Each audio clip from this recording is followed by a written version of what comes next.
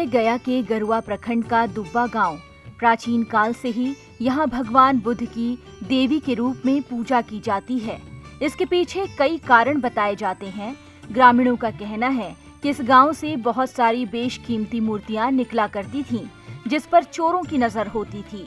चोरों से बचाने के लिए ही मूर्तियों को मंदिरों में स्थापित कर उनकी पूजा की जाने लगी।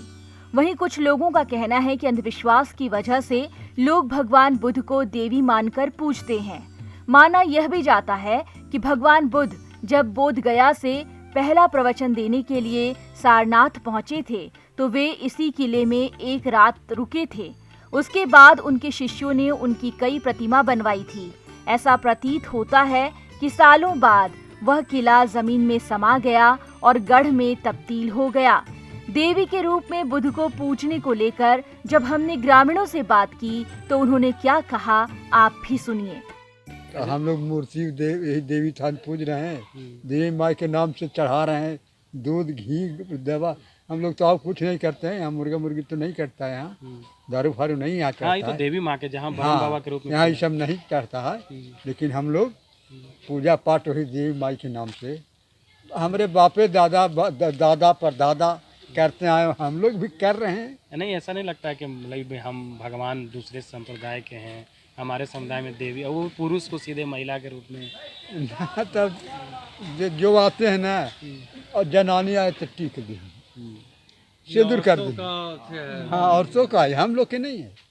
आप लोग मतलब उसको मानने लगे? हाँ, मानते हैं। मना भी करते हैं तो वो वैसे ही दरवाजा पर रखते हैं या घर में भी रखते हैं, घर में पूजा भी करते हैं।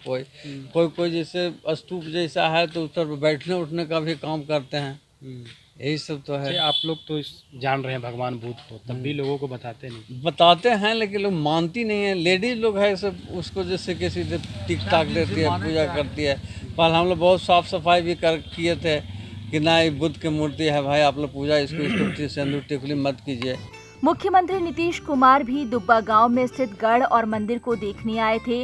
उन्होंने गढ़ की घेराबंदी और मूर्तियों को संरक्षित करने के लिए एक संग्रहालय बनाने का आदेश दिया था, लेकिन आज तक कुछ नहीं हुआ। संग्रहालय के नाम पर छोटी छोटी मूर्तियों को सरकारी स्कूल के एक कमरे में बंद करके रखा गया है। अब लोग मांग कर रहे हैं कि इस ऐतिहासिक स्थल को संरक्षित किया जाए, ताकि देश दुनिया के लोगों को बोध गया के साथ ही इस गांव से महात्मा गांधी के जुड़ाव का पता चल सके। सब जगह बुद्ध का ही छोटा अवशेष है, कहीं बड़ा अवशेष है, लेकिन अनेक नामों से उसको जाना जा रहा है और लोग पूजा कर रहे हैं।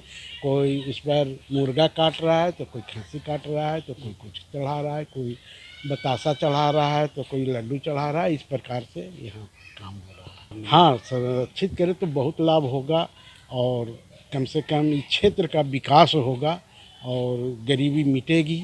इसको होना बड़ी ज़रूरी है।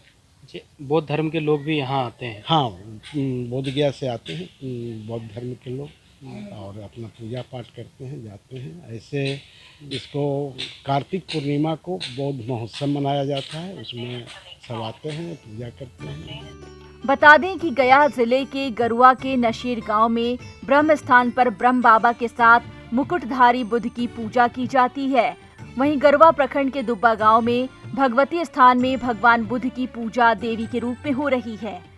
गुरुआ के ही गुनेरी में भगवान बुद्ध की मूर्ति की पूजा भैरव बाबा के रूप में होती है। यहाँ लोग शराब भी चढ़ाते हैं। इतना तो साफ है कि दुब्बा गांव में इन मूर्तियों के संरक्षण की कोई व्यवस्था न होने के कारण लोग इस ऐतिहासिक धरोहर का इस्तेमाल मनमाफिक कर रहे हैं। अगर सरकार और जनप्रतिनिधि अगर थोड़ी सी भी ध्यान दे दे तो बोध गया के अलावा एक दूसरा भी केंद्र स्थापित हो जाएगा, जहां लोग भगवान बुद्ध को देखने आएंगे और पर्यटन के लिए ये जगह पूरे देश में ख्याति प्राप्त करेगा। गया से ईटीवी भारत के लिए सुजीत पांडे।